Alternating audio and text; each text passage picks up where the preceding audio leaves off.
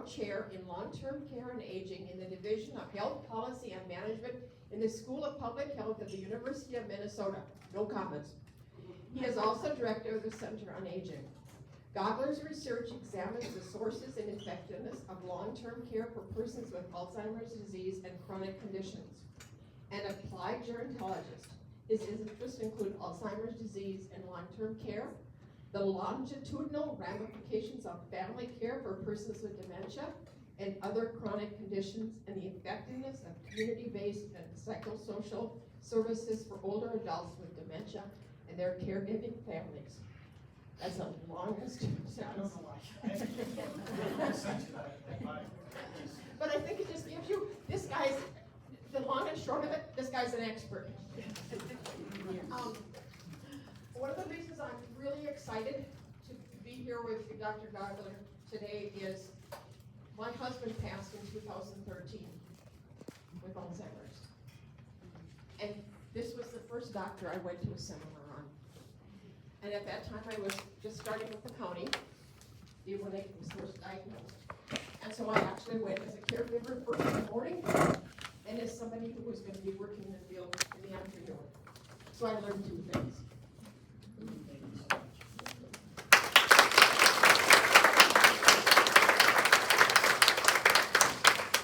That was such a wonderful introduction. Thank you. Wow, this is an incredible turnout. For those of you that don't know, one of my goals here with these presentations is to visit every county in Minnesota to hold these conversations about Alzheimer's and brain health and memory loss. And I think Todd County might be the 40 or 41st county at this point. And for this size of community, this turnout is spectacular. So thank you so much for being here. I'm so humbled and so grateful to be with you here today. Even with all those titles and some fancy degree, I of course got lost and I was late. My GPS gave out and I took a long turn up on 10. I thought I was going to be 10 minutes late. I did make up time in the town. I won't say how. So thank you very much. And it's so great to be here. You know, one thing I want to emphasize, can you all hear me in the back okay? Yes. One thing I wanted to emphasize about this presentation is it's very interactive. So if you have questions or comments at any time, just raise your hand. I certainly can just power through the slides and talk, but I want this to be an opportunity. If you have questions, thoughts, ideas, please share them, because I probably get as much out of this as hopefully you will. Getting an opportunity to learn what the lived experiences are of people caring for loved ones with dementia or being a professional caring for someone with dementia, it helps hone our research in ways that are more impactful, that actually benefit not only all Minnesotans, but maybe many, many millions of Americans in this situation. So again, thanks so much for being here. So I always start this presentation off with the question, what is Alzheimer's disease? A form of dementia. Okay, great, a form of dementia, what else? Loss of memory. Loss of memory. Brain deterioration. What else is Alzheimer's? Confusion. Confusion. Okay. Stressful. Stressful. Okay, it is. Yep, great point.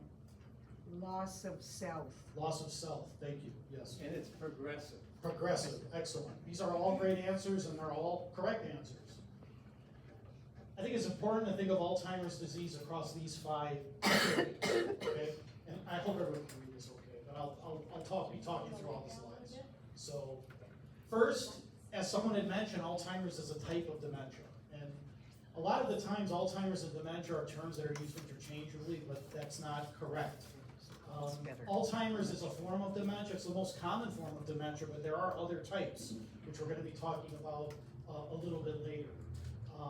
And as many of you had mentioned, it is a type of dementia that causes problems with memory, thinking, and or cognition and behavior. This third point is important too. I don't know if many of you remember what we used to call Alzheimer's disease, or senile dementia, neither of which term is really accepted anymore. It was this thought that, well, if we all get old enough, we're all going to get it. Okay?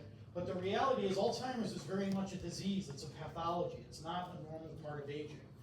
We all will experience changes in cognition and thinking as we get older, which are normal parts of aging, but they are qualitatively, distinctively different than Alzheimer's disease, okay? And then someone had mentioned Alzheimer's worsens over time. It is a chronic condition.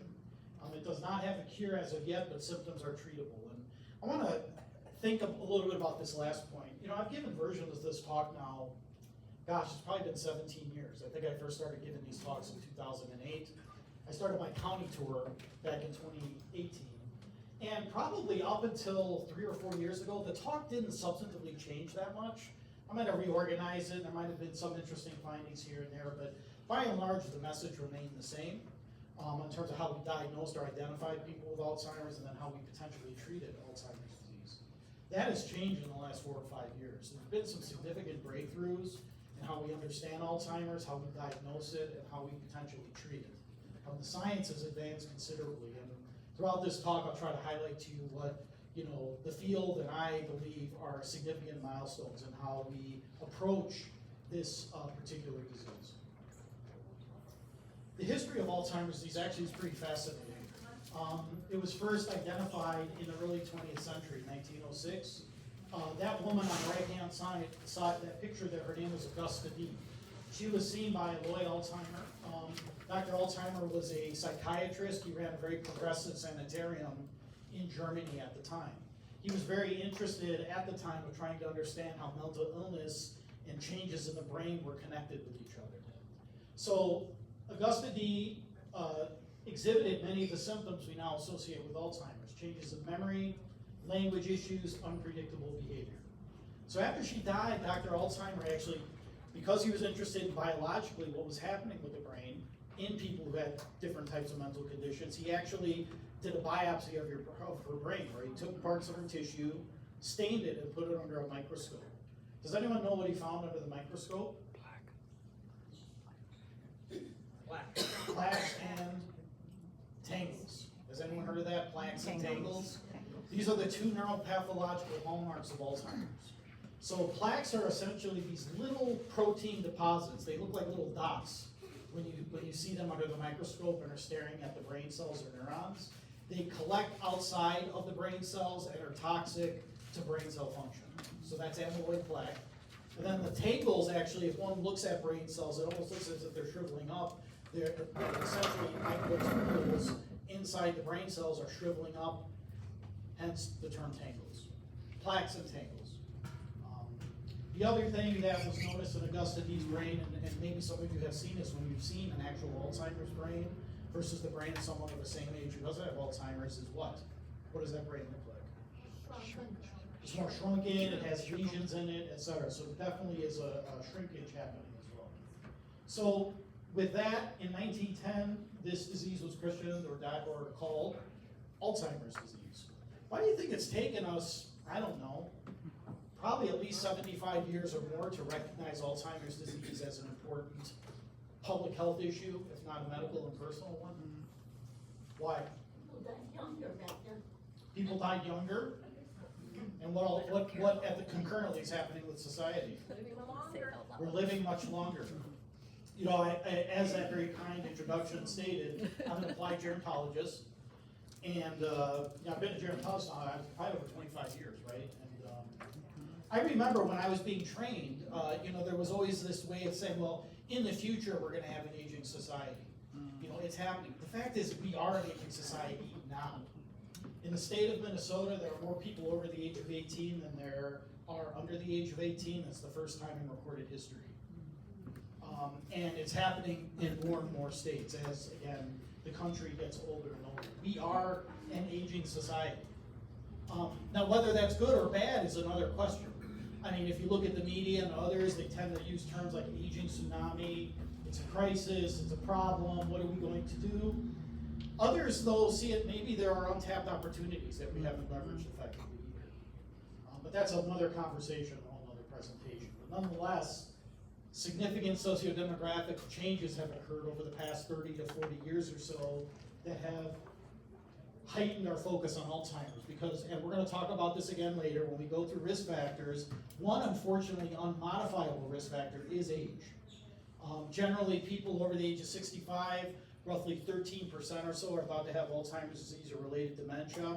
That number jumps up to 32 to 33% for those over the age of 85. Okay, so as we get older, even though older cohorts might be more healthy than some of the cohorts preceding them, just because of sheer numbers, there are many more cases of people living with Alzheimer's than there have been in the past. Does that all make sense? Okay, again, apologies for those of you in the back if you can't see this as well, but strange as it sounds, this figure actually represents one of the milestones I was talking about in terms of how do we understand the progression of Alzheimer's disease. So up until around 2011 or so, we would tend to diagnose people when they actually showed symptoms of memory loss, symptoms of not being able to take care of oneself, etc.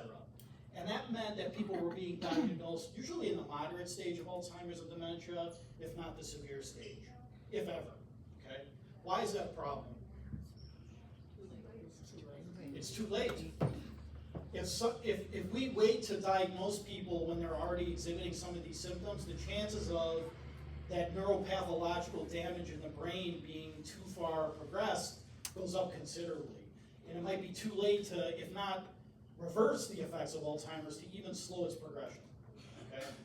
So over the past, 20 years or so, maybe longer, and much of this work came out of the Mayo Clinic, by the way, there's been a push to try to identify people before they exhibit symptoms, okay? Where can we identify people who are at risk for developing later Alzheimer's disease? They don't show memory loss. They still are able to work and take care of themselves. So essentially, can we identify people at this, what's called the MCI stage, mild cognitive impairment, or before any Alzheimer's is actually present in the brain, even before that, which is called preclinical Alzheimer's disease, okay? Now, does this sound far-fetched to you? Why doesn't it sound far-fetched? It sounds far-fetched because at the point at which you are going to the doctor and have no symptoms, what would you ask him? So, do you think you can ask for any kind of test now? Correct. What is it? You can get some kind of test, but the insurance doesn't pay for it. What kind of test is that? I don't know, my son texted to me. No, this is good. No, I'm glad we're talking about this. So, generally, if you go to your, let's say you go for your Medicare wellness visit, generally what a doctor can do, and you can ask for this, and they have to give it if you ask. Whether they do it's a whole other question. That's, again, another issue. Is, the clock drawing test, some call, the one test called the mini-cog, it takes 5 minutes to do. Now, this does not tell you if you have Alzheimer's. What it says is you might have presence of dementia that requires more of a workup. So let's say a referral to a neurologist, et cetera, okay? So really as of, I think 6 months ago, there's now a blood-based test you can take that can demonstrate whether you might be at risk for Alzheimer's disease. It can assess, for example, is there the presence of amyloid plaque in your brain? Because one thing we know is amyloid plaque can accumulate, but you might still not show symptoms of Alzheimer's disease. Okay. Yes? At what age do they recommend starting those? So, say that again? At what age do they recommend starting those tests? So that's a great question. What are the age and et cetera? Generally, these tests are recommended, and this is very controversial right now. There's not a lot of agreement in the field. There's two areas of thought, okay? One is a more conservative approach where really people shouldn't be getting these tests or should be, a doctor should be prescribing these types of assessments until someone is, basically having issues with their memory, okay? The thought being that can reduce the chance of, say, getting a false positive, which would be pretty devastating if that occurred, okay? However, there are many companies that are rushing into this space, basically trying to develop tests that potentially could be mailed to you and you do yourself. Okay. So there's like these two tracks developing. Right now, again, this is very new news. I mean, this was at the end of July. The Alzheimer's Association had their big international conference, and I was at. And the association, they presented two guidelines. One was finalized, and it was guidelines for using these blood-tested memory clinics, So those are neurologists and others, where again, someone is referred after they already show potential presence of dementia. Those weren't that controversial. The controversial guidelines, which were draft guidelines, so there hasn't been agreement to them yet, were whether and how primary care providers should do this. And that's the big question. Because it gets at your question there, when should it be done, for whom? If you find a positive test, what does that mean? What should you do? There are many questions unanswered about this. However, FDA has approved this. So plans could cover this if requested. So will you give us the idea of what to ask our doctor? Well, you can ask for a blood test. For Alzheimer's? The blood tests are actually amyloid plaque, like amyloid plaque. My later slide, I think it names what these are. And there's new ones coming to market all the time. But again, just because you ask for it, will the primary care provider do it? I'm not sure. Yeah. Does your insurance plan itself cover it? It's supposed to. Medicare covers it. But most of us are on Medicare Advantage, so it's unknown what coverage is. That being said, we're rapidly, if not now, very soon, going to get to the point where you can ask for this. Do they factor in family history when they determine whether you should have the test? No. Is there any link? We'll talk about that later. There is, but the issue is this, and the issue, why Alzheimer's is so challenging to study, if not fascinating, if one is a researcher or scientist, is unlike other chronic conditions, there are family links, but they are no way determinate. Studies have been done of identical twins followed over the life course, again, made of the same genetic material, where one twin gets Alzheimer's, the other twin will be at elevated risk, certainly, but they don't necessarily get it. It's a complex mix of lifestyle factors, behavior, environment, and then these unmodifiable genetic factors too. Yeah. So, yeah.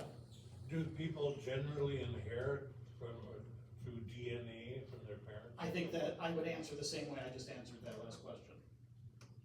Yeah, there are, the main genetic link has actually been identified, and it's been the most potent, consistent one has been identified since 1990 into ApoE4. And if one inherits certain pair of ApoE4, one is at elevated risk for Alzheimer's, but it's not causal. It's not sufficient to say you will get it. You're at elevated risk, but it doesn't mean you're going to get it per se. Yes? I see a lot of ads on TV for Prevagen, which is supposed to improve brain power. Is that You can pay for it all you like out of pocket, and if it makes you feel good to take it. There's no scientific evidence suggesting it works. I mean, that's the best answer I can give. And even in the ads themselves, again, it's very small print, and it's usually spelled with a very, you can see at the end, they even indicate that, this has not been tested or anything like that. Yes? diet? Diet has very compelling links to Alzheimer's. Lifestyle factors have compelling links to potential dementia. Again, these are all risk factors. They're not causal. I don't think one could ever say, well, if you have a certain diet, you'll never get Alzheimer's. I think that's very unlikely. However, there are certain patterns for diet, exercise, and many other lifestyle factors that certainly can at least offset a risk. And again, at that conference I was at late July, some really intriguing results were released to that effect of a very important study, which we'll get to. I'm sorry, I keep saying we're going to get to this, but I want to answer your questions. Yes, sir. Are you aware or acquainted with what I'm told is relatively new with the eyes predicting a possibility? Yeah, that's a good question if you all heard that. I'm sorry if I'm not repeating questions, but the one question was raised about the eye and its links potentially to dementia. So there have been some very interesting studies, including some at the university, that have used retinal scan as a potential, again, risk factor for Alzheimer's. I think in general there's a lot of research emerging about the links between sensory function and Alzheimer's disease. Hearing, sight, smell, the olfactory system. So, I mean, I think that it's an intriguing body of research that's coming out. Now, I don't know if a retinal scan in and of itself is seen as a definitive test yet, but it suggests to me, again, that having good sensory function clearly is implicated in brain function. Yeah, and brain health as we get older. Okay. Anything else? I can keep answering these, I don't know. Yeah, let's go ahead. What is your view on aluminum being a cause? For many years, aluminum was thought to be a cause, but research over time has essentially debunked that as a risk factor. I mean, that's what the field says. You have to remember something when I refer to research, it's this. My mentor, Bob King, my endowed chair is named after, always said this, and it always stuck with me. Absence of evidence doesn't mean evidence of absence. And what that means is, for many factors out there, there's likely many other risk factors we just don't know about that contribute to Alzheimer's. Some have been well studied. One supplement that had gotten a lot of attention was omega-3. Fish oil as a potential supplement, vitamin D might have been another one. Most studies, like high-quality studies that were then done in response, generally haven't shown very compelling links. Similarly with aluminum, for up until, I would say, the early 90s, it was thought it was a risk factor, but research since then has not suggested a compelling link. Alternatively, there's a lot of compelling work looking at microplastics. Again, I've seen some interesting new studies to that effect. Environment as well. There's been some interesting studies of people living, for example, in the Northwest, close to these what are now pretty chronic wildfires that are occurring, and how that's affecting cognitive health. So clearly environment makes a difference, as do toxins, probably. Do you know the study about aging with grace? Yes. Can you comment on that? Sure. So did everyone hear that question, aging with grace? Did anyone hear about this study? It's the Nun study. Okay. Aging with Grace is the book by David Snowden. He's an epidemiologist, I believe he's retired now, but he actually started the study at the University of Minnesota. It's actually connected to this slide, so I'll link into this, which is, so Dr. Stone was very interested in trying to, again, determine what is the epidemiology of Alzheimer's disease, what are the risk factors, what is the progression. So he was able to create a collaboration with the School Sisters of Notre Dame. They had 4 or 5 convents around the U.S., one including in Minnesota outside of Mankato. And the nuns basically said, we will dedicate our bodies to better understand Alzheimer's. So why that was so important at the time, the study began in 1989 and kind of took place through the 90s, was Dr. Stone was able to assess these nuns periodically while they were alive. Then after when they passed away, he could analyze their brain and link what he found while they were alive to their brains. And there were 2 main findings that came out of the nun study. The first was this, and again, it's kind of linked to this slide, which is, but actually has real implications for prevention too, which is, in several instances, not an insignificant number of nuns, when you analyze their brain, they had pretty significant neuropathological damage, amyloid plaque formation, neurofibrillary tangles, etc. However, when they were alive, they functioned fine. They did well. You could not tell, and they would certainly not be diagnosed with Alzheimer's, at least at the time. And that suggests that even though amyloid plaque formation, neurofibrillary tangles can occur in our brains and likely has a detrimental effect, some of us might have cognitive capacity or reserve to withstand those ravages. The challenge is we can't say with confidence that your cognitive capacity is level X, yours is level Y. We can't do that at an individual level, so we just don't know.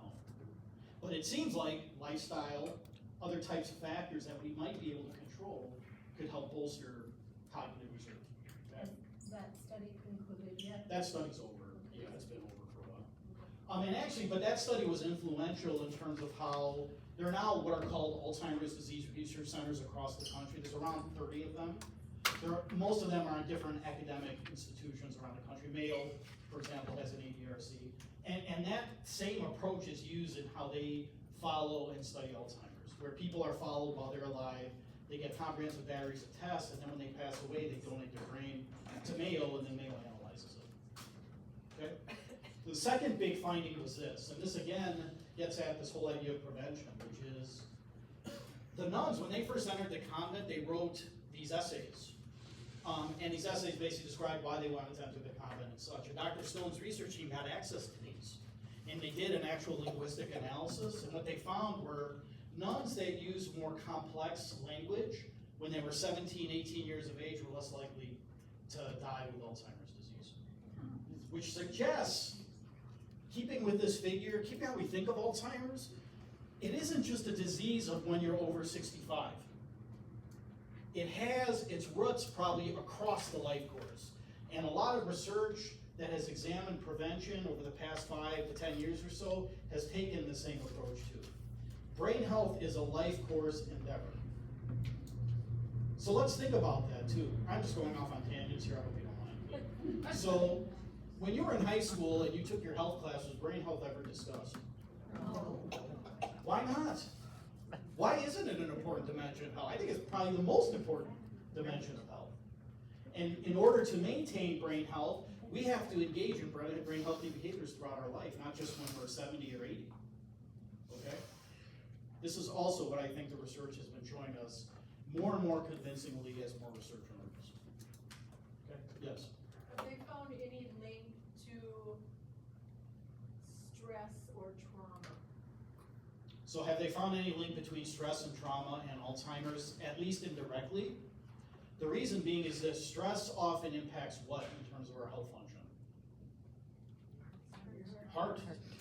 It usually will impact adversely health function, or heart function, pardon me. And we know in order for the brain to function well, the heart needs to function well. So stress at the very least has an indirect pathway to potential brain health or lack thereof. Okay. Trauma similarly too. There's been some interesting research, and again, the data sources have just become available because in order to link early life trauma to late life Alzheimer's and dementia, oftentimes you gotta follow people for long periods of time. But there's been a number of intriguing links between that as well. But again, it comes back to my main point. Brain health is a lifespan, life course endeavor. We only have so much of it to spend until we reach that tipping point. That tipping point is different for all of us, but I really do think there's a tipping point where we accumulate enough insults to our brain that we then fall into into dementia itself. Okay, yes, sir, you have a question? Are there any countries in the world that have almost zero No. problems? Or- No. I heard once Japan is maybe the best, is that true? No, and one of the problems with the question was, are there any countries that have zero Alzheimer's? And, the gentleman mentioned, he heard Japan was a country that has done well. One of the problems with cross-national comparisons is how dementia is categorized and how the data are collected. I think it's a little bit hard to draw comparisons. Well, this country's doing it better than that country. One thing about Japan that might actually make it more challenging to study is the fact of longevity in the country. People are living, it is very much, even more so than America, an aging society. So trying to draw conclusions between Japan and its whether lifestyle or cultural or some other issues are contributing to less rates of dementia or not are challenging. I know it's not look, this is science, and a lot of times we want yes, no, black and white answers. We're in a lot of gray areas here, and this is a perfect example of it. Yeah, I hesitate to say, well, country X is better than country Y because they're doing this and this. We can't say that with any confidence, I don't think. Yes?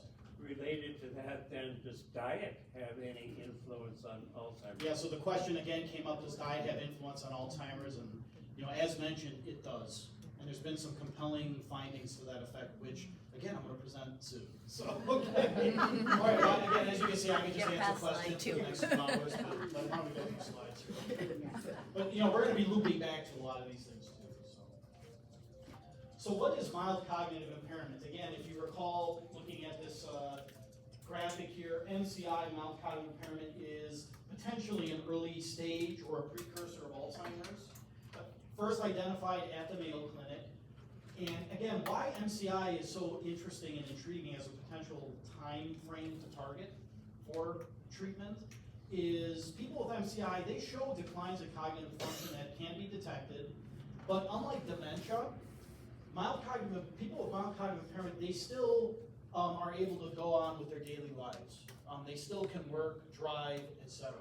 But there are detectable changes in cognition. They saw that 1 in 5 people over the age of 65 have MCI. Those with MCI certainly are more likely to develop Alzheimer's, but they don't always do it. In some instances, people stay in the MCI stage for many years. And again, it's an area of research interest as well as clinical, because if we are going to administer any types of therapies or treatments that can have any effect, they likely are going to have to be administered, as we had talked about, on the left-hand side of this figure, not on the right. So identifying people with MCI, for example, and often for some of the new treatments that we're going to discuss, they really target people who are more on the left-hand side of the slide than the right. Meaning that people that they either have MCI or maybe they're at early stage Alzheimer's, and then the treatments are recommended to be administered. Okay, so what is dementia then? We had already talked about Alzheimer's is the most common cause of dementia. Dementia is not a disease though, and that's important to note. So, you can be said you had dementia, but it's not really giving you any insights as to, well, why do you have dementia? Again, it's usually Alzheimer's, but not always. For example, stroke or vascular dementia is the second most common cause. But what categorizes dementia versus, say, MCI or other stages is the fact that once one has dementia, they're starting to show challenges with living independently, engaging in activities of daily living. Okay? And again, I know you probably can't see this as well in the back, but there are different types of dementia I'd like to talk a little bit about. So we've talked about Alzheimer's. So again, it is abnormal deposits of proteins that form amyloid plaques and tangles throughout the brain, which we talked about, okay? But then we get to some other types of dementia. Not as common, but they're being diagnosed more and more as diagnostic techniques improve. For example, frontal temporal dementia. Does anyone know or has cared for someone with FTD? I think my mom had it, she wasn't diagnosed with the temporal, but she had problems with the front part of her brain. Okay, yep. And soon got very anxious and it wasn't. Yep. able to- So I don't know if anyone here heard that, but anybody else here want to share? Yeah, please. My husband is diagnosed Okay. with frontal. Okay, thank you. Okay, so what does this share with us? So what is FTD? And kind of getting at to the point you mentioned with the potential damage in the front part of the brain. And that abnormal amounts or forms of tau and proteins accumulate inside the brain cells in the front temporal lobes. And so when you think of symptoms of FTD, they tend to range from issues around behaviors and emotions. So there's more impulsive behaviors potentially, more excessive emotion or flat emotion. Then it extends to potential problems with movement and then language too. I think one thing that characterizes FTD is people who are diagnosed with FTD tend to be diagnosed younger versus say Alzheimer's or other forms of dementia too. So then we have Lewy body dementia. Has anyone cared for or known someone with Lewy body? Yes, what was that one? It was terrible. Terrible? Would you mind sharing a little bit of what made it so challenging? Their body functions decline very rapidly. Okay, so body function declined very rapidly. Anybody else? The tremors. The tremors, okay. The decreased speech and ability to write. Decreased speech, ability to write, okay. My dad had it in hallucinating. Hallucination was the big symptom too. And so when we look at Lewy body, what's going on in the brain, again, abnormal deposits, at this time of a protein called alpha-synuclein, these are actually for short Lewy bodies, and they affect the brain's chemical messages. And when we talked about some of the symptoms here, the issues with movement, it shares some commonalities with Parkinson's actually. But then also issues with hallucinations and then sleep disorder too. Makes it very challenging to care for somebody with Lewy body, okay? And then we have vascular dementia. Roughly 1 in 5, around 20% of causes of dementia are considered vascular dementia, stroke, right? Okay. So taking this into account, there certainly are different causes of dementia, but there's one real big complicating factor to all of this, and it's this, is when you take people with Alzheimer's, and again, roughly 60 to 70% of people with dementia is caused by Alzheimer's. But the issue is this, when you examine people's brains with Alzheimer's after they pass away, over 50% of the cases have what's called mixed dementia, meaning that they show Alzheimer's pathology, but then they might also have concurrent Lewy body pathology or vascular dementia pathology or some other form of dementia. So because of that, you can see how complicated it's going to be to not just treat the symptoms of Alzheimer's, but probably to cure Alzheimer's disease. If you have multiple reasons for why someone has dementia, it's going to be that much harder to pinpoint the cause and cure it. Okay? Does that make sense, everybody? Yes. I have a question. You've said this a couple times Sure. that Alzheimer's causes dementia. I thought Alzheimer's was one form of the many forms of dementia. I think a good way to say it is the cause of dementia. Think of it better that way. I use the terms interchangeably, perhaps I shouldn't. The question was, as I've been saying, Alzheimer's is a form of dementia and a cause, which is it? I think it's better to think of it as the driving cause of dementia. Remember, dementia are symptoms, that's it. What is causing the symptoms? Often Alzheimer's or one of these other dementia types. Does that make sense? Okay. Other questions I could try to answer? Yes. Actually, here, yep. My mom was wondering, she's had lots of operations, Mhm. if the anesthesia. Oh, that's a great question. So what what was raised here was this question about, my mom has had a lot of operations, she wonders about if anesthesia is linked, okay? So this has come up before in my talks, to the point where I actually tried to do some background research on this. How many of us have known people who go to, like, they're okay cognitively, then something happens, they break a hip, something else, they go and have some invasive surgery in the hospital, they come back and then there's this deterioration. Have any of you seen that, experienced that? So, you bring up anesthesia, what happens, what does anesthesia do to the brain? Puts you to sleep. It does, but like what process does it cause in the brain? No, Numbness? no, Unconscious. inflammation. It's inflammatory. And there's some thought being that for an older person who, you know, might be teetering on that tipping point of dementia or not, going in for an invasive procedure like a surgery where anesthesia is used might present a tipping point that pushes a person into significant cognitive decline. That's the thesis. Wow. You know, and that's the mechanism by which it's thought that why someone might, you know, end up having more cognitive impairment after they're in the hospital than before. Make no mistake, everybody. Hospitals often are not dementia friendly or age friendly for a lot of different reasons. I mean, this is a whole other presentation and topic, but if you look at what healthcare systems prioritize and how they're incentivized, often the things that we know, and we know these things work scientifically, we know this, geriatrics care. Often those are very hard to find in healthcare systems. They often are amongst the first things cut, because what is good geriatrics care? It's not really boiled down to, well, I'm gonna give you this test, I'm gonna give you this drug, I'm gonna give you that. Yep. Oftentimes it's deprescribing, it's time, multidisciplinary collaboration, all of those things that really healthcare isn't paid for, but we know works. Yep. Okay? And again, because of the absence of this type of model of care, because it just doesn't fit in structurally, it's not incentivized to be offered, many healthcare systems, they're not that friendly for older people.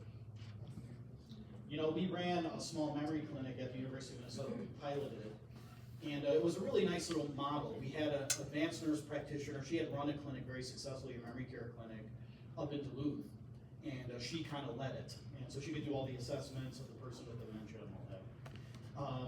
Then we also had a marriage family therapist, and you ask, well, why would you have a marriage family therapist? Well, when people with dementia or memory issues are referred to the clinic, guess who they come in with? One or more family members.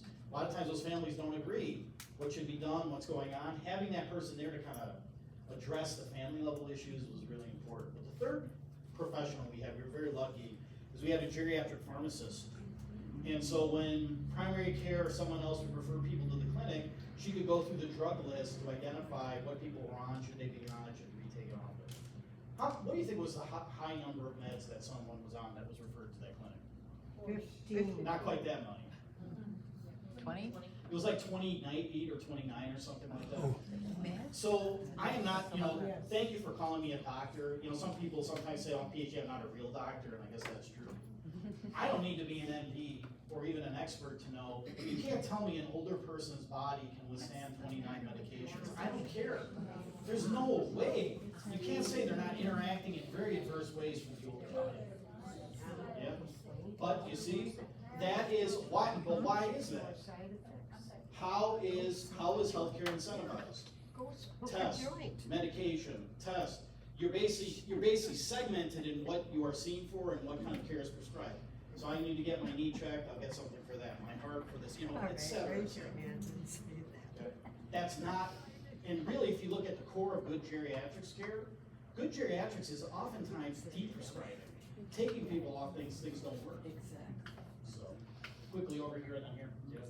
I just wanted to mention, my mom, when she went to like hip replacements and knee replacements, Yeah. she had like temporary effects, and it really terrified her, and, Yeah. you know, they encouraged her, you're gonna, you know, the inflammation will go down, and Yeah. you'll probably get your memory back, but it was terrifying, you know, that's her sure. biggest fear was to like get, you know, memory loss Sure. or not recognizing people. Yeah. And that kind of thing, so have you seen And- that, but it does? Well, I mean, that's just what we were talking about Yeah, here, this yeah. issue of the inflammation and Yeah, other so things it is, does and become- honestly, you know, do the healthcare professionals who are making those assessments, do they have geriatric specialty training to say that? I don't know. But these are open I mean, these are important questions, aren't they? Yes. Over here, sir. Tylenol, I don't know, it takes so much Tylenol. Yeah. Is that for inflammation? I don't know, I couldn't say. Yeah, I'm not sure why they were prescribed, I don't know. Whether it would be good or not either, I don't know, I'm sorry. That's something I don't have expertise on, so. There's a guy over here that has a question. Yeah, sure, yes. Right there. Oh, I'm sorry, sir, I missed you. Over here? Yeah, right, sitting right in Oh, front I'm of you. sorry, sir, do you have a question? Oh, well, I was just trying to sort out if, now I can't remember the word. Put you to sleep for surgery. Anesthesia. Anesthesia. If anesthesia is inflammatory, why does it feel so good? I mean, there are many things that are bad for your brain that feel good. I mean, you know, we could go down the street and, you know, sit at the watering hole and have multiple drinks and things like that. That would feel good and put me to sleep. It ain't good for your brain, so, yeah. That's the simple answer. Okay.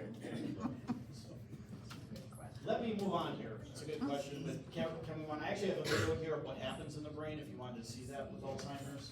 I'm hoping this is loud enough. I didn't get a chance to test. That's my fault. But let's see how this goes. Okay. Good, that sounds good.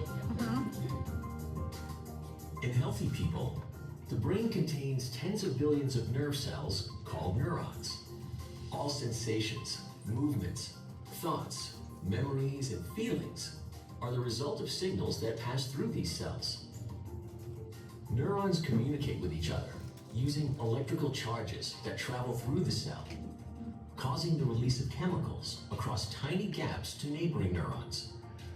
Other cells in the brain, such as astrocytes and microglia, clear away debris and help keep neurons healthy.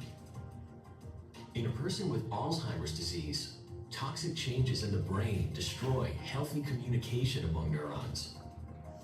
These changes may occur years or even decades before the first clinical signs, such as memory loss.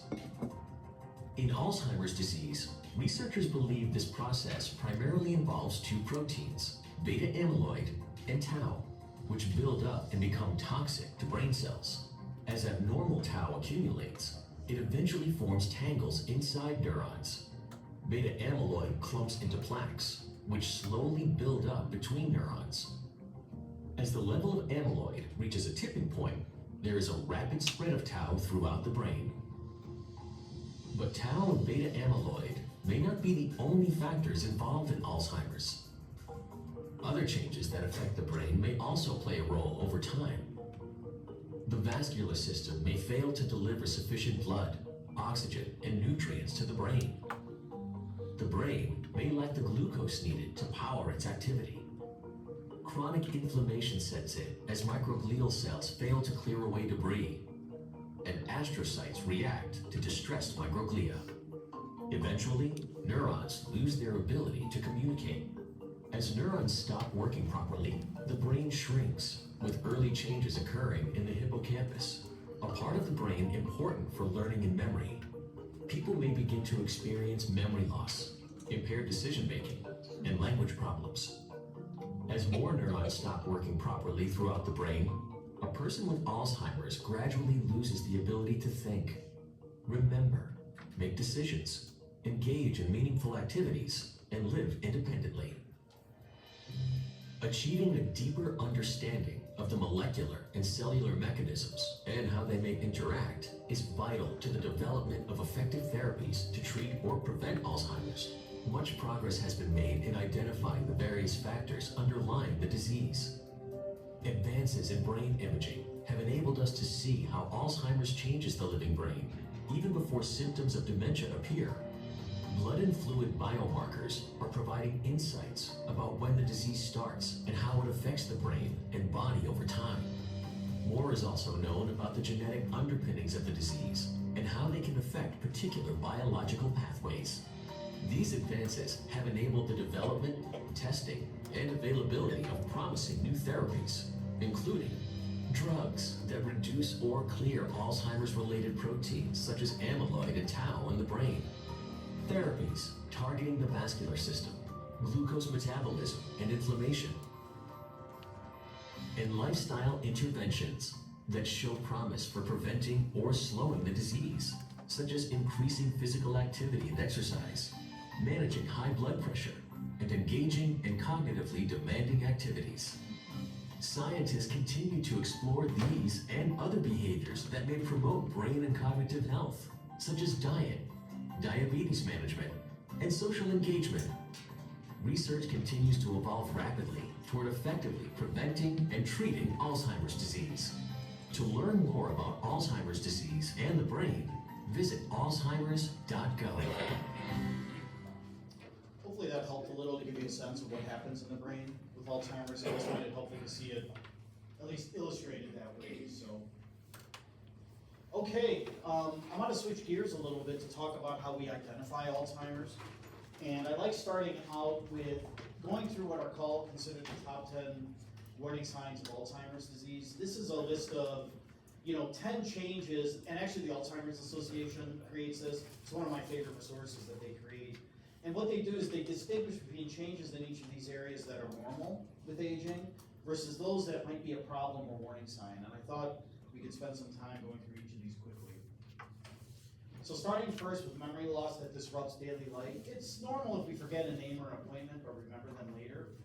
If we forget important dates or events, we forget recently learned information, we ask for the same info over and over, that is a potential warning sign. Okay? We'll kind of go through, you're going to see some similarities and themes through all of these.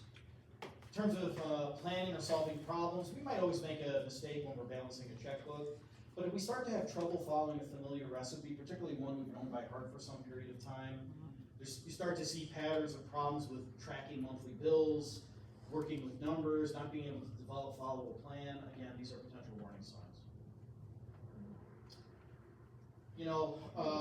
We always might need help to use a new technology, programming a television, something like that. But, it's an issue if someone gets lost driving to the grocery store. Again, the issues of having problems managing a budget, not able to complete daily tasks, or it takes much longer to do so. These are all warning signs. Confusion with time or place. We might forget about the day, but we figure it out later. Someone with Alzheimer's, they lose tracks of time, seasons, don't know what's happening unless it's happening immediately to them. They might forget how they got someplace or where they are. Again, warning signs. We know, and research has shown this, how people at risk for Alzheimer's often are more likely to get into vehicular accidents, right? And a lot of that has to do with challenges with managing visual images and spatial processing them. We might have normal changes with these areas because, say, we have cataracts or those types of vision changes. But when one starts to have trouble judging distance, difficulty determining color or contrast, these are potential warning signs. Again, we might have trouble finding the right words, but we still can pull a sentence together that makes sense. It's a warning sign if people repeat themselves over and over. They can't find the right word. They stop in the middle of the conversation and can't continue it. Those are warning signs. Okay? Hopefully you're all starting to see themes emerge here. All of us might forget, say, for example, where we parked our car. This even happens to me when I park at the Minneapolis-St. Paul Airport. Maybe it happens to you too. But usually I can retrace my steps and find my car. You hear stories of people with Alzheimer's. They'll take a banana and put it in the clothing dresser.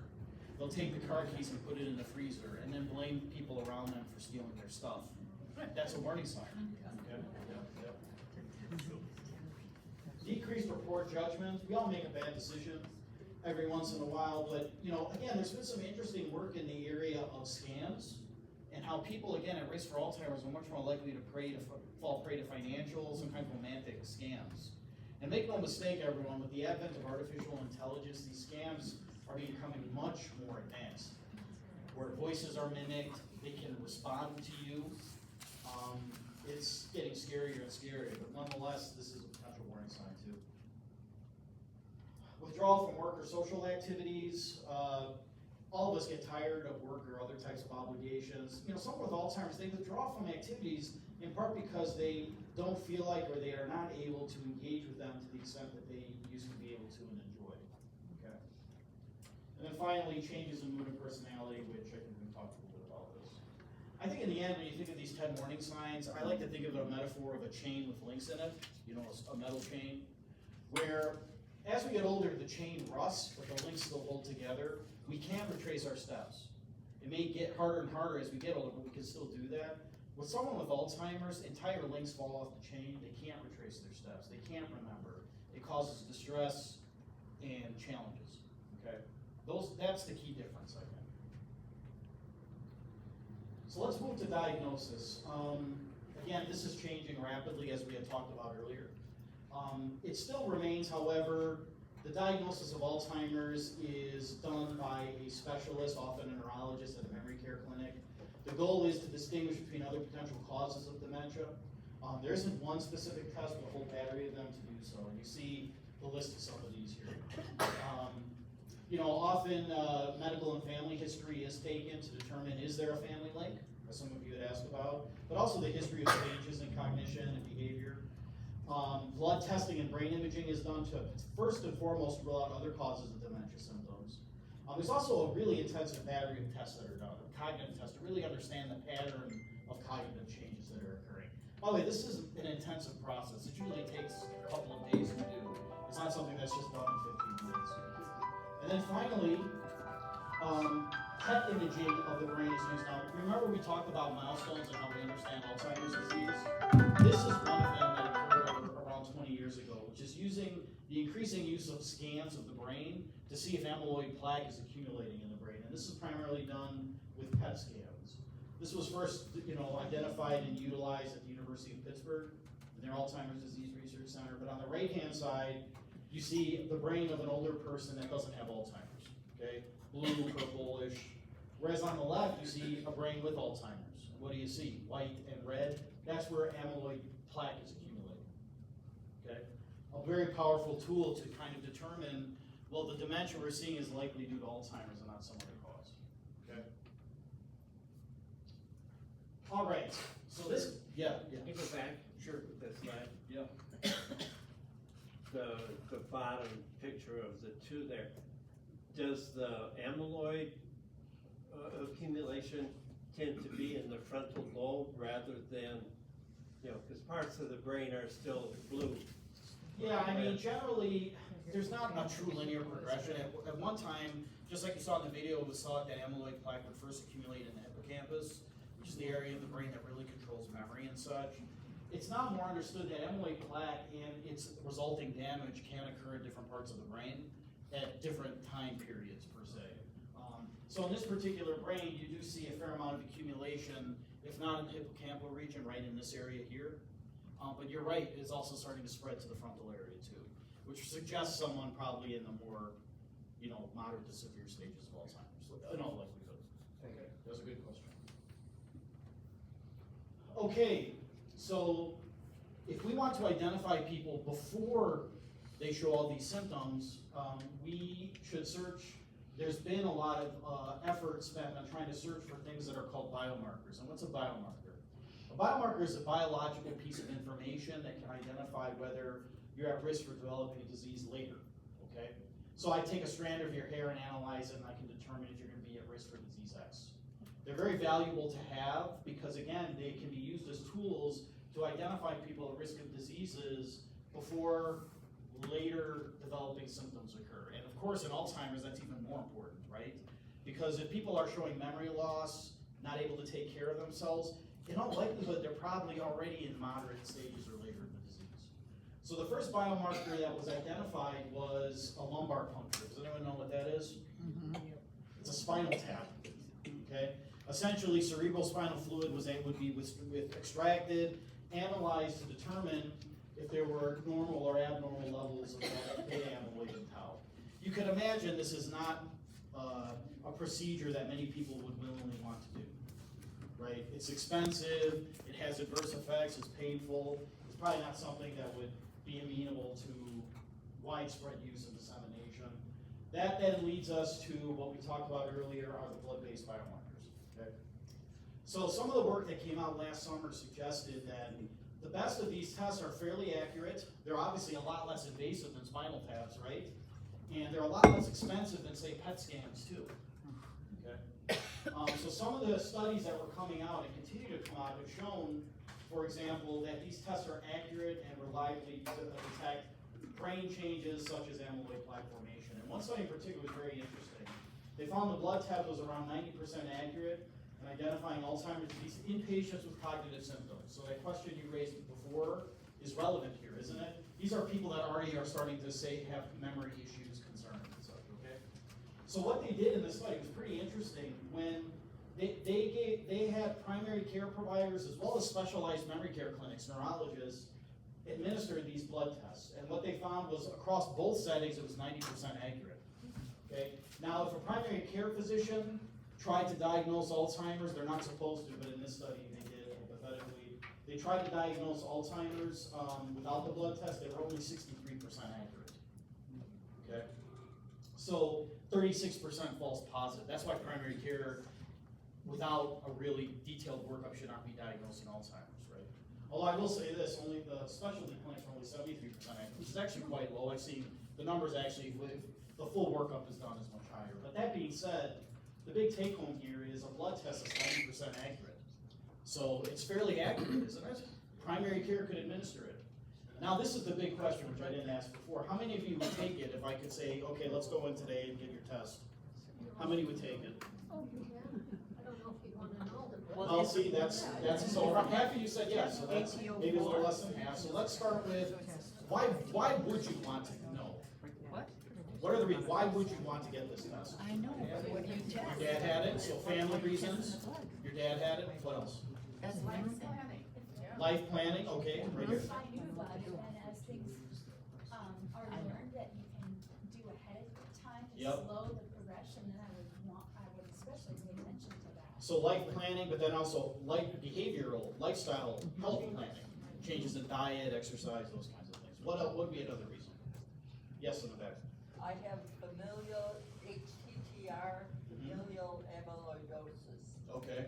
And so, what will I do to the brain? So that's, again, this issue of the family link, right? Exactly. What are other reasons why you want to know? There's no right or wrong answer to this, by the way. For your family. I took care of a lady for 10 years and watched her go through all of this, what you're explaining. Yeah.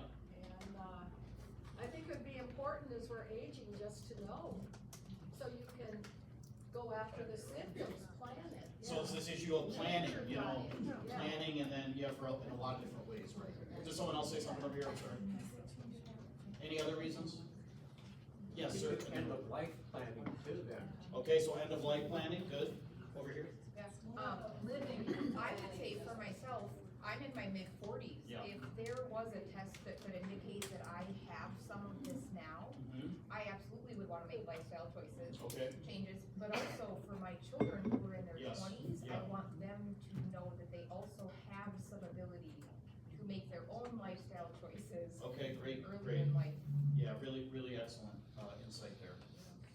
All right, so why wouldn't you want to know? Many of you said no. Why don't you want to know? Fear. Yep, it's scary. You don't know what year it's going to start. Yep. Even though you have the result, you may not start having symptoms till you're 75. Yep, so you don't know when the symptoms will actually start, so there always will be that question. Yep, very good. Or Good. 95. And why live with fear? Yeah, why live with fear? I've heard other people in my earlier presentations say things like, well, if I knew, then every bad thing that happened I blame on Alzheimer's. It's a good answer. Makes sense, right? Makes sense. Well, at least I'd have some excuse. Other reasons, yes.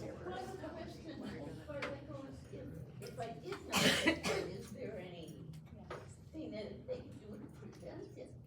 Okay, so, 5, 6 years ago, the answer would be not really. That looks like it might be changing.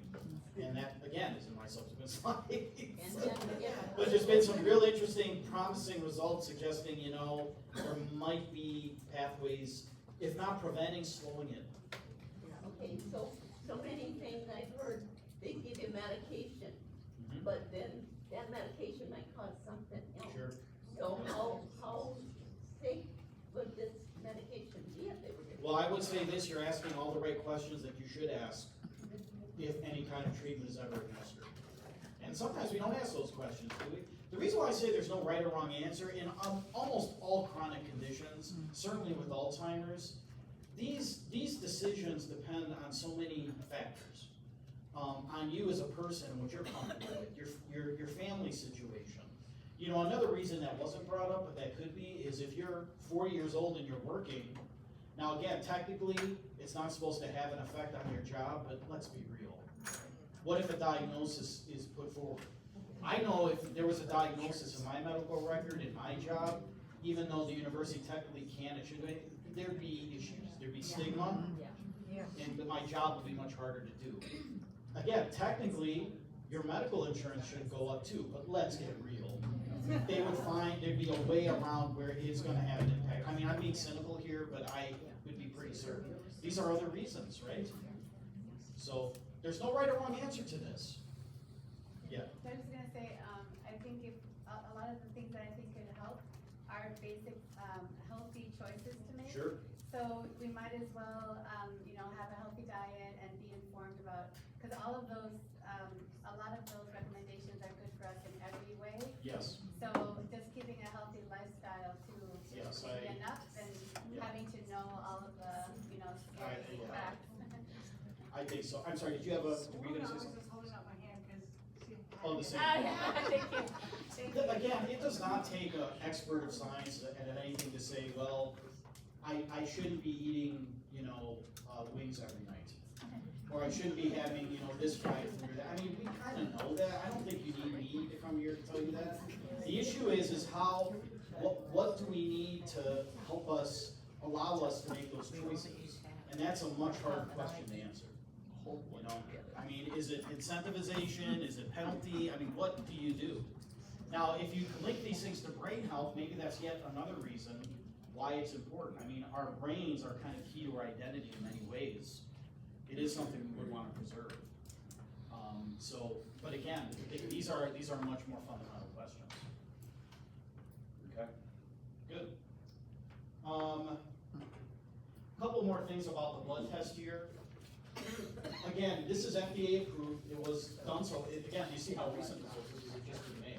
It's FDA approved. So again, getting to your question earlier, for those 55 and over who have signs and symptoms of memory loss and or Alzheimer's, okay? So I was at the conference in July, the international conference, where they actually presented the guidelines like I talked about. The guidelines for memory care clinics were more or less accepted, final, there wasn't a lot of controversy. The controversy came down to the primary care providers. There is, I don't think it should come as a surprise to anyone, there is a thought being that the blood test would be used as a gateway to get people connected to much more expensive treatments that might be helpful and effective, but is it for many that are pushing back against these guidelines, is that really the right decision at the right time for people?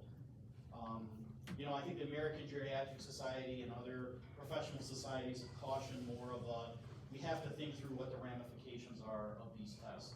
A lot of the times in science, clinical science, medical science, we all gravitate toward the shiny new object, and what I say by that is, we have a test and it works and it's gonna screen you, let's screen you.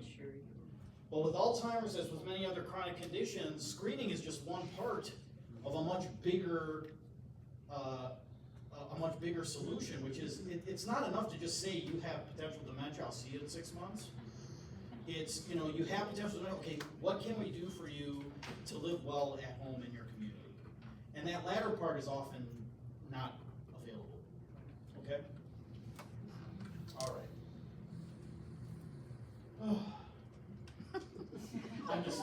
It's hailing because I'm trying to put in a lot here in a short period of time.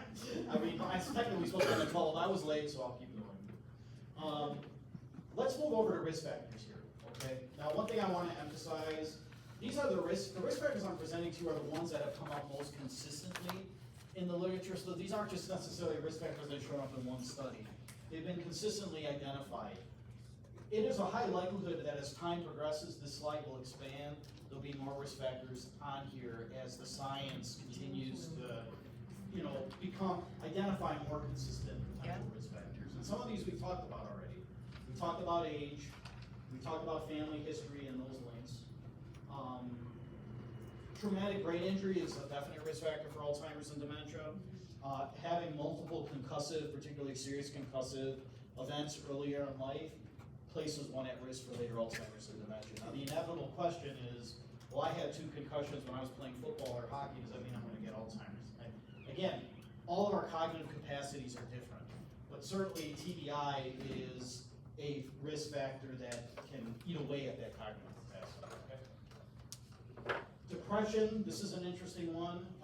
For a while, it was thought, and it made sense that depression is an outcome of Alzheimer's, right? If you're diagnosed with Alzheimer's, you might be more likely to be depressed. But research since then has kind of teased apart the temporality of depression and Alzheimer's, and in fact, people with depression are more likely to get Alzheimer's as well. And think about why would that be? Let me ask you that. Isolation. Yeah, social isolation. Many people who are depressed are also lonely, if not living alone. Okay. Not as active. So yeah, many of the lifestyle behaviors we know that contribute to health, people who are depressed tend not to do that. They might drink more, not eat as well, those kinds of things. So relatedly, are cardiovascular disease risk factors. Managing these, managing heart health as a pathway to brain health. So smoking is linked to dementia, obesity is linked to dementia, diabetes and hypertension as well. If all of these things are managed effectively, not just in late life, although that's helpful too, but throughout our lives, the chances for elevating our brain health go up. Okay. So to kind of break this down a little bit more in terms of strength of scientific evidence, one factor that wasn't on my slide, because it's not a risk factor, it's more protective, but I think it's interesting because it's hard to interpret, is education. So people with more formal years of education, specifically high school level or higher, are less likely to indicate cognitive decline in dementia. But why that is a little bit more complicated to tease apart. I don't think it's because you sit in the classroom for more, all of a sudden you have better brain health. I don't think, I'm a professor and I know that's not the case. So, you know what I mean? But it probably is a proxy for things like healthcare access and all of that. We talked about TBI too. Then we go in the middle here, both for dementia as well as cognitive decline. Mostly it's these heart health factors that I just summarized, but also that's been emerging, and it's related to sleep, poor sleep, and how that can contribute to cognitive decline as well. And then moderate evidence, lifestyle factors. But this is the evidence on this, I would argue, is getting stronger and stronger, which is nutrition and also stimulating yourself cognitively, cognitive engagement, okay? So already you kind of see a lifestyle strategy, don't you, for brain health through all this? All right, so let me ask you. Yes, please, Nevada. Yeah, so I'm a PA student interested in geriatrics Oh, around awesome, here. awesome. Yeah, so We need you you're so doing badly. an amazing job presenting everything. Thank you, yeah. Do you feel that it's hard for primary care to address some of these protective factors? It's like very hard. Hypertension, obesity, smoking. So the question here, if you all heard this, was, is it hard for primary care to address all of these things? And the short answer is absolutely. It's very hard. Primary care, I hate keeping going back to this because it seems like I'm too cynical, but how are healthcare systems, particularly primary care, incentivized? It's the 15-minute visit. Bring people in, bring people in, bring people in, bring people in. And when you're talking about complex conditions, oftentimes an older person, if they have memory issues, guess what? They probably have other conditions too, heart health, could be knee problems, whatever those are. And having to, talking about that holistically, comprehensively is really challenging, particularly if you don't have a geriatrics consult. So I want to be clear, I don't blame primary care. A lot of them do incredible work, and many are very progressive and can address this, but it takes time and skill to do it. It's interesting. Yeah, so it's not easy to do. Yeah. Okay. Great. I really hope to go into geriatrics. The reason why, if you look at not just medical, But if you look at nursing, social work, pharmacy, physician assistant, all of that, you know, roughly 10% or less across those specialties specialize in aging. And what's funny is if you're a social worker, even if you're a primary care provider, guess who the most people you're gonna be seeing? They're gonna be older people. You know, so why wouldn't you have that training? And why isn't it embedded in curricula? Again, this is a whole other presentation. I could go off on this for hours. A lot of stories about this. Okay? What are you doing to be brain healthy? I'd like to hear. Let's start. How do you keep yourself cognitively engaged? Stay busy, good. Reading. Reading puzzles. What kind of puzzles do you do? Sudoku, crossword, what else? Jigsaw, word finder, good. Sudoku. Hobbies. Hobbies is good, okay. Wordle's a good one, yeah, that's good. We have a bunch of people that meet at coffee, 3 o'clock every day. So that's cognitive engagement and then social engagement too.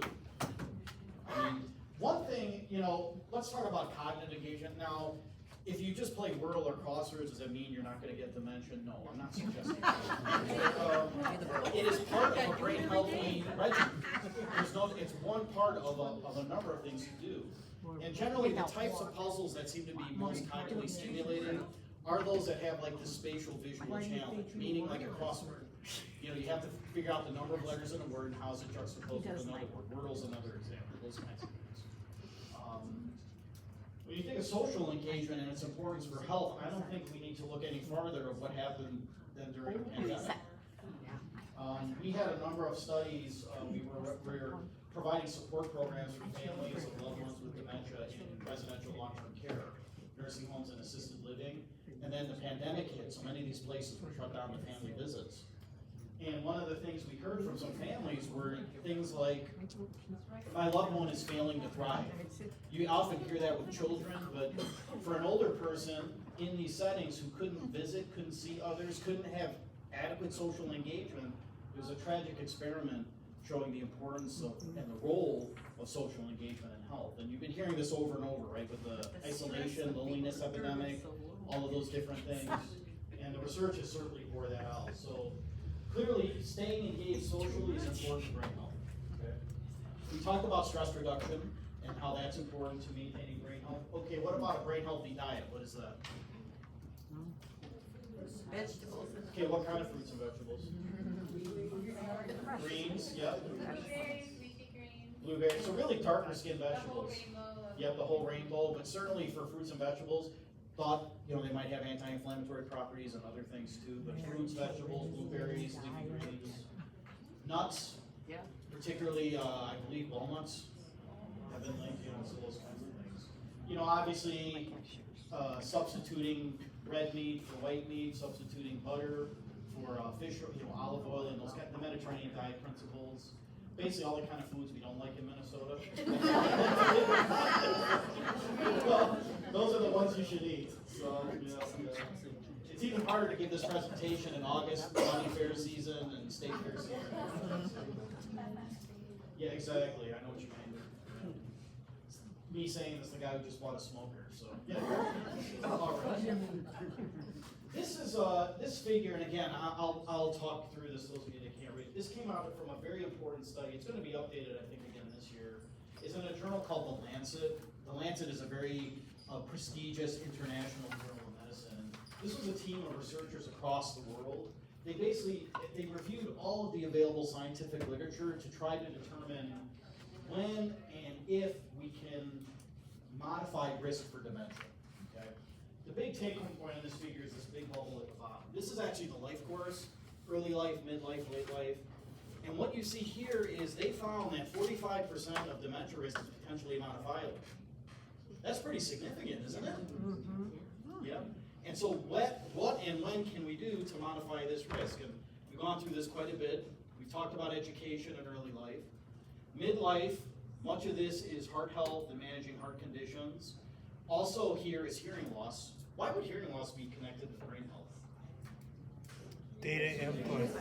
Social isolation. Basically not being able to get the most out of your environment cognitively, right?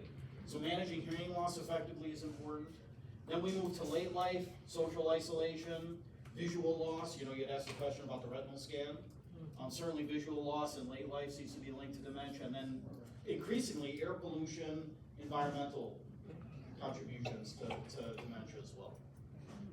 This gets at the point I made earlier about the Nunn study, which is dementia risk is modifiable, but it's probably going to take a life course perspective to achieve it. We can't start all of these things when we're in late life necessarily. We should be adopting brain healthy behaviors and strategies throughout our life course. Okay. Any questions? Yes. This is really a good presentation. Do you have a recording of this that we can purchase to give to our seniors in our community? I think it might be recorded, but I've done this on a webinar that's on our website. You can give it to anybody. Yeah. I also have it right here. I just don't have the slides. I'll give it to you all. Okay, one thing, because I was late, I had handouts for you to fill stuff out. If you want these slides, we can send them to you hard copy or email them. And then also with that, we'll connect you to our website. That way you can see all the different presentations, including versions of this talk and other resources too, which I'll get to again at the end of this presentation. So, yeah, that's okay. It's a good question. Yes. Do you know if people that have gone through brain radiation are at a greater risk? Yeah, that's a good question. If people have gone through brain radiation or maybe other types of treatments for cancer, I mean, we've all heard the term chemo brain and that as after effects.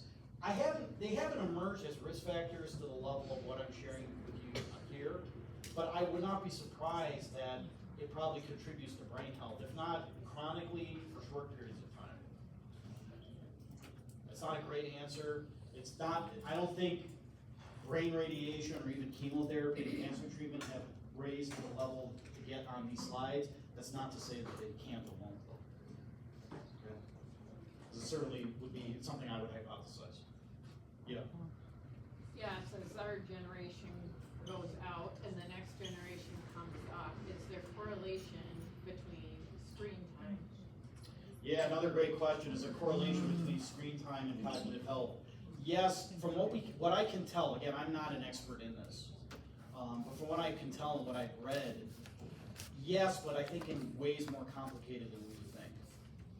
There might be ways that screen time, particularly like say gaming and those kinds of things, which is kind of chronic now, for better or for worse, is for younger people, is in some ways it might actually promote certain types of cognitive outcomes, but it might be detrimental in others. I don't think we know the long-term answer though. We don't know. I think we are going to find out. And so, but some of the studies that I have seen very interesting. This actually was out of Sweden. I think I saw a couple years ago. Really big study. They had included like 200,000 people, and they had followed people over time. Sweden has a number of these really long-term studies of their populations. And, one of these, they linked ADHD to dementia. Earlier life ADHD to dementia. And I'm not saying that that's necessarily linked to screen time, but there could be these other intriguing links that emerge as, again, these data sets are available and analyzed.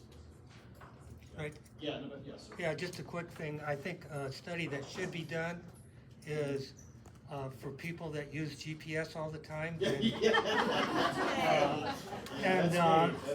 So, thank you, sir. Thank you. No, but I'm trying to be somewhat serious. I lost my car at MSP, the airport, so that's even more embarrassing. But, I'm trying to be somewhat serious here with the question like, how many people here remember more than 2 phone numbers anymore? How many, okay, one. Okay, how many people here are using things like AI? Well, that's where I was, he raised a real interesting point here, which is, again, we won't know this for some time, but, many of us, when we went up in school, I mean, we had to write. You had to write, right? I mean, you had to write, presumably coherently, but you had to do that. And, I still try to teach my students that now. Yes. The AI is evolving to such an extent where, we're getting rapidly to the point where students don't have to write at all. And, I think certainly in higher education, but I think at all levels of education, it's not clear what we're going to do about that.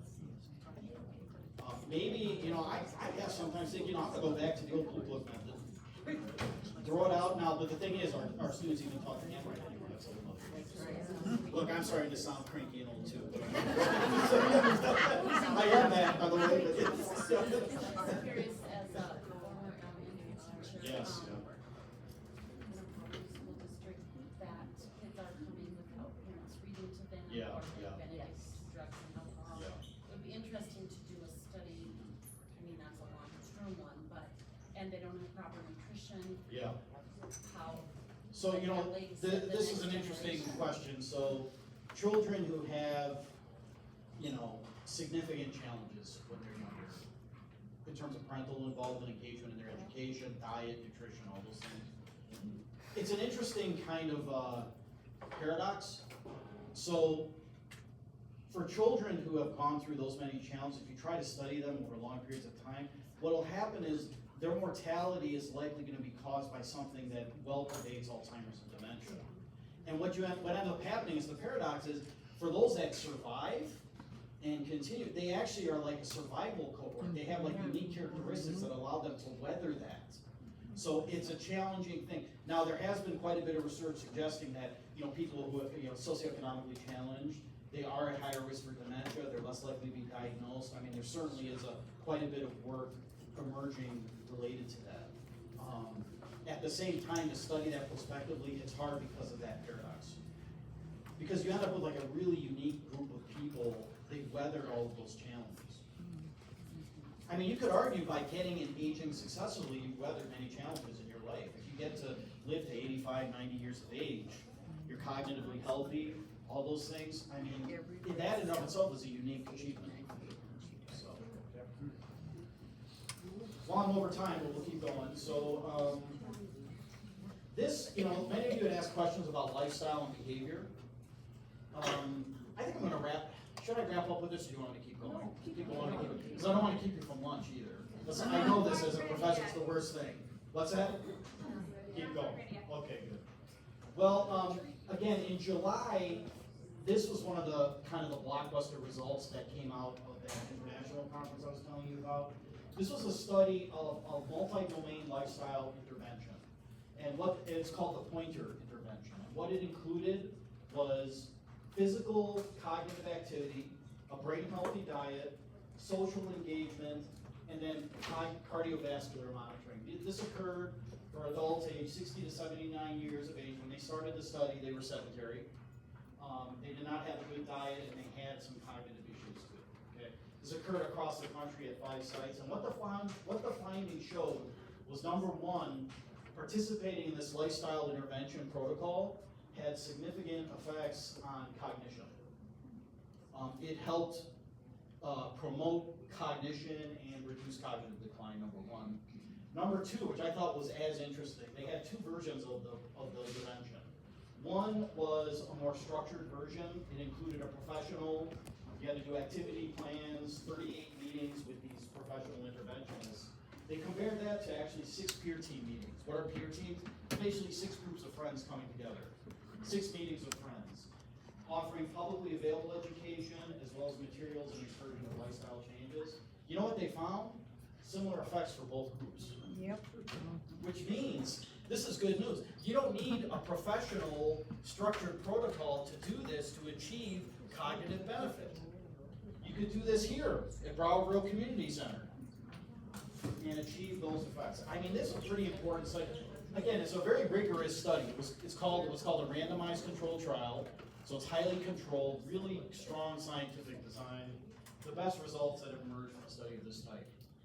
So again, it's contributing to all this epidemiological descriptive information I've been sharing with you, which is the fact that lifestyle is critical to maintaining brain health and can be done. Okay? So, and again, you can see this if I send the slide. This is the recipe. It's called the Pointer recipe for brain health.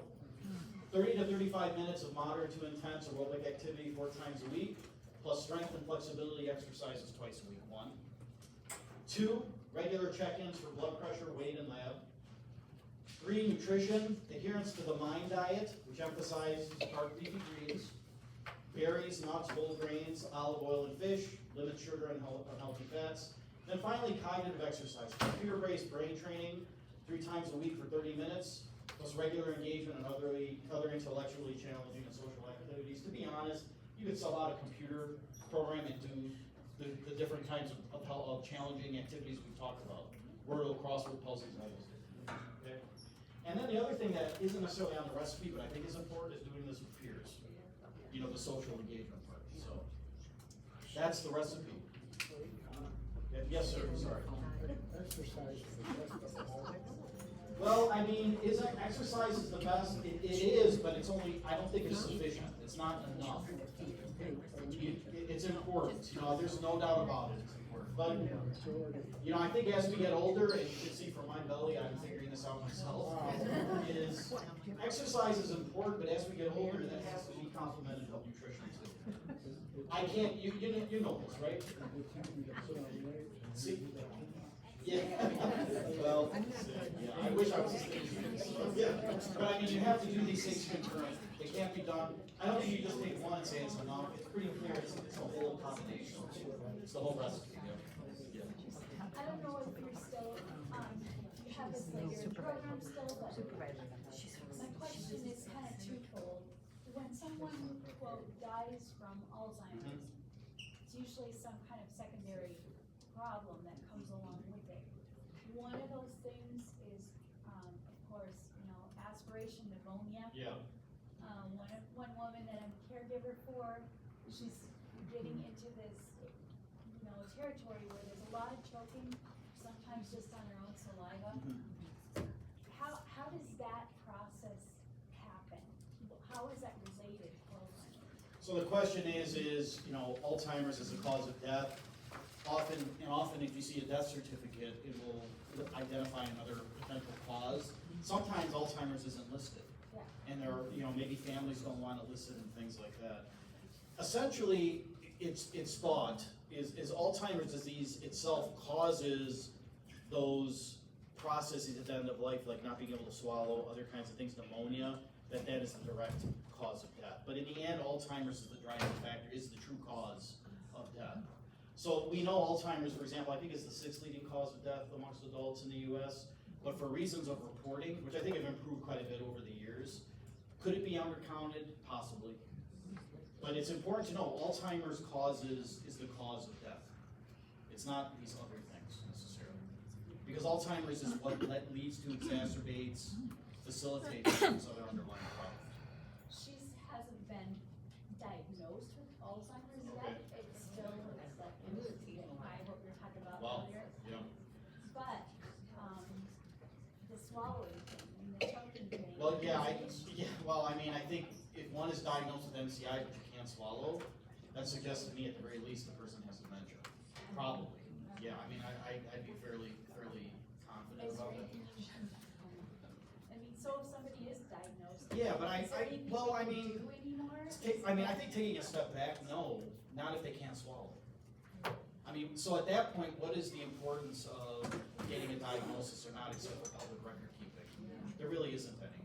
Yeah, I mean, if you're asking me, I mean, that doesn't matter really. So I mean, they probably have dementia. They're at the end of life. In the end, what's more important is, do they have good hospice care? Do they have a good situation in place? That to me is much more critical than diagnosing someone at this point. Does that make sense? Yeah. Okay. Let me talk a little bit about treatments here. I probably should wrap up for after, if you all don't mind. You could probably keep me here till 5, but I don't think we want that. So, you know, up until four years ago or so, there were 2 types of medications that were administered for treating Alzheimer's. I think many of you might be familiar with these. One is Aricept, which is acetylcholinesterase inhibitor. The other is called memantine, otherwise known as Namenda. Both of these in general were not that effective. They worked maybe for half the people for several years, modestly, and then their effects kind of tapered off over time. But for at least up until several years ago, these were the only treatments available when someone was diagnosed with Alzheimer's, or even sometimes before, to administer. My question with that is, if it only really lasts for a year or 2, why is it not discontinued? Well, the challenge is for many families, they get worried about discontinuing because what if I take my loved one off and they just deteriorate rapidly? There's really no way of knowing if that's going to happen or not. You know, you raise a critical question, one I've thought about and tried to do some reading on, which is how do you actually facilitate that conversation and decision? And that's hard to do. Because there are many families, they feel like, I don't wanna take my loved one off because I don't want them to all of a sudden plummet. And they might have heard stories where that has happened, and maybe it has happened, but yeah. I think in general, to me, those original classes of drugs, they didn't really target what was going on driving Alzheimer's disease, that's why they haven't been that effective. Okay. So that leads us to a new era of treatment, which has been treatments that actually target amyloid plaques themselves. These are called they're like basically anti-amyloid treatments. Easiest way for me to remember. The first treatment was FDA approved early in 2021. It was discontinued because of a number of side effects and other issues. But now there are two on the market. One is called lecanemab, that was approved in 2023, and donanemab. This was approved in 2024 July. So again, fairly recently. What do these treatments do? They actually target amyloid plaque formation and have shown efficacy in reducing amyloid plaque formation in the brain, okay? So at that level, they seem to hold quite a bit of promise, all right? Now, a couple of things to know about these treatments that's important. They don't stop or reverse Alzheimer's in the case of lecanemab nor donanemab. They could slow progression. So one of the outcomes that is a focus, in addition to amyloid plaques themselves, I mean, it's nice if we get amyloid plaques out of our brain, but if it doesn't impact our life, does it matter?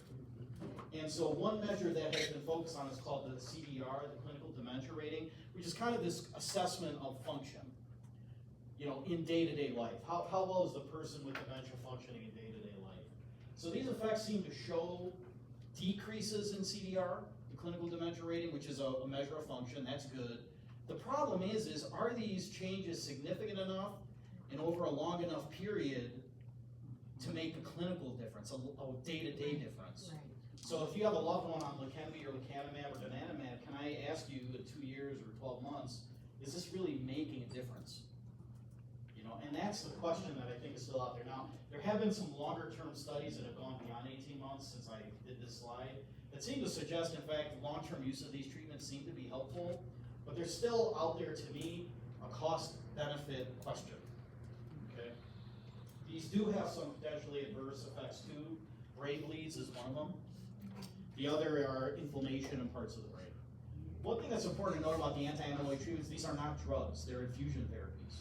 It's like chemo. So like every 6 months or so, you have to go to an infusion center to receive them. Yeah, so these are not drugs. That's another very important thing to remember. Okay? So, one of the things that I think are important to note is this bullet here is the yearly cost. It's around $30,000. Okay. Now Medicare, because it's FDA approved, will cover it. Yeah, this is wrong actually, because now Medicare will cover up to 80% of the cost if you're on traditional Medicare. If you're also on Medicaid, the additional 20% will be covered by Medicaid. The issue in Minnesota is I think 85% of us are on a Medicare Advantage plan, and it's not immediately clear to me whether those plans will cover it in the same extent as Medicare traditional does. Okay? Some other issues to think about are, do we know, is the cost worth the benefit here? I know I said that before, but I think it's important to know now. The reason why I'm saying this is, oftentimes when I do these presentations, I try to read up on some recent things, and literally a series of papers came out in the Lancet yesterday, a little bit rosy pictured, I think, trying to make the case that when you compare anti-amyloid treatments to treatments for other diseases, like lung cancer, other cancers, ALS, the cost to benefit ratio seems to be similar. But it's that conclusion that has raised a lot of pushback from a lot of scientists. I'm just seeing that already.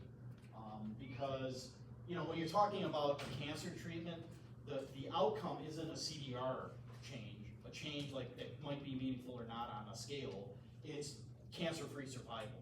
That's a whole different animal, you know? So, I mean, you could make the case that yes, these might be more expensive, but the benefit is there because it's cancer-free survival. We're not talking about Alzheimer's-free survival here, so that's the other thing to think about. Okay. So, yeah, I've already summarized this in terms of long-term effects. But, these are promising treatments. I think what I want you to come away with all of this is as follows. They're very promising, but they are not a panacea. We are in a new era of treatment and diagnosis, okay? These new treatments are likely much more effective than what the prior drugs have been, but are they effective enough to improve quality of life? Will they allow you to will they allow a person with dementia to live at home longer? Will they reduce caregiving stress? Will they improve quality of life? These are open questions. Now, I know researchers are planning to answer this, and we'll see, but nonetheless, when you also weigh that out with cost, it gives me some pause, and I think it gives many others pause too. Okay. Any questions about that? Okay. You know, a lot of other good science has come out that have nothing to do with drugs. How we care for people living with dementia. You might hear the term person-centered care thrown out, but research has been evolving too to show that there are ways to care for people living with dementia that can really improve their quality of life, can help improve their mood, their behavior, other things we know are essential. And often core to that is how we communicate with someone living with dementia. This was developed by a colleague in the United Kingdom, and I think association they were working for. And I love this. It's the Dementia Communication Guide, and it's basically 10 steps for how to best communicate for someone living with dementia. I can envision taking this and printing it out and putting it on like a wall of a long-term care setting or something. You know, it's so important. Keeping a positive attitude, avoiding distractions, keeping it simple. Be willing to repeat, be respectful.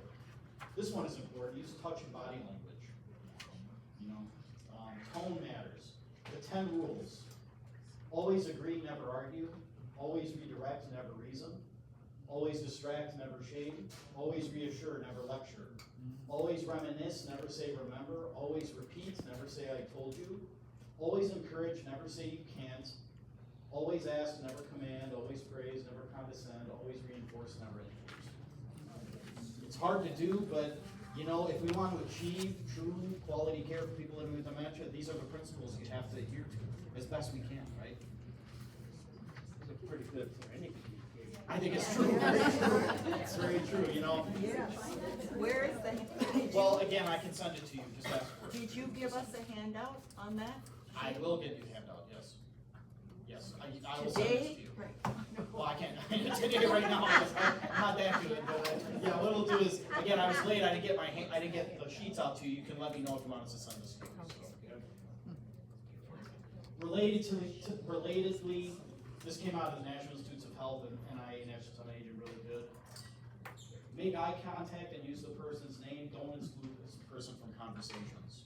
How many times have we heard, for example, when someone is diagnosed with Alzheimer's, that the diagnosis is given to a family member and you have a person just sitting right there? Yeah. You know, so that's a good example. Listen and be open to the person's concerns. Allow extra time for the person to respond. This is very hard to do, but it's so important. Try using different words if the person doesn't understand what you say the first time. Ask yes or no questions rather than kind of these open-ended, what would you like to drink? You know, would you like some tea? Again, I think these are all really good tips. Hopefully you find these helpful. All right, I'm going to conclude finally with the last breakthrough, and I think the most important one from my perspective. You heard me allude a little bit to how routine care is provided to people with dementia. In a best case scenario, the person with dementia or a person is identified as having potential dementia, they're referred to a memory care clinic, they might be diagnosed with Alzheimer's, and that's kind of where it ends. So last year, the Centers for Medicare and Medicaid Services actually launched a really large-scale demonstration in 400 clinical sites across the country to test something that's called the GUIDE model, Guiding an Improved Dementia Experience. And this is based on quality research that has shown a collaborative model of dementia care can be very effective, not just for the person with dementia, but also the care partner too. But what does that entail? It entails the following. And these are what are offered at GUIDE model sites. One, if a care partner is available, they are identified and included in the care planning process. In traditional Medicare, the provider is only incentivized to providing care to the patient. The care partner may not even be identified, much less included. In the GUIDE model, it's more of a collaborative approach. Two, a care navigator is offered for all families. You know how challenging it is often for people with dementia and their families to navigate the healthcare system, going from this specialist to that specialist. Care navigation is provided to help navigate those challenges. Third, a 24/7 hotline is provided, so families can call at any time, even late at night if issues come up, or the person with dementia. And then finally, if a care partner is available and they need it, they're offered respite and support. That's the guide model. But how is that done? What do you mean? How can they make that happen? Well, what they do is it's like a capitated payment that CMS offers, where for every person that's identified that has dementia and with a care partner, they're given a certain flat rate to then offer these services. And oftentimes what healthcare services will do, or healthcare providers will do, if they don't have, let's say, caregiving support in-house, they'll contract with the local Alzheimer's Association, Area Agency on Aging, some other organization to offer that support to families if they need it. How available is that in rural areas? Great question. You know, this came up, and so someone called me about this, so I tried to put the slide together. Unfortunately, compared to other states, for whatever reasons, there are only, I believe, 5 physical guide sites in Minnesota. Contrast to Virginia, there's like 14 of them. I don't know why. Maybe not enough organizations applied in Minnesota or what. So what I did, someone called me and asked, well, how can I find out about guides? So I tried to go through the list that's on the CMS site to identify not just the physical sites, there are a number of remote providers too that actually are operating across multiple states that also purportedly offer guide models. I cannot vouch for any of these.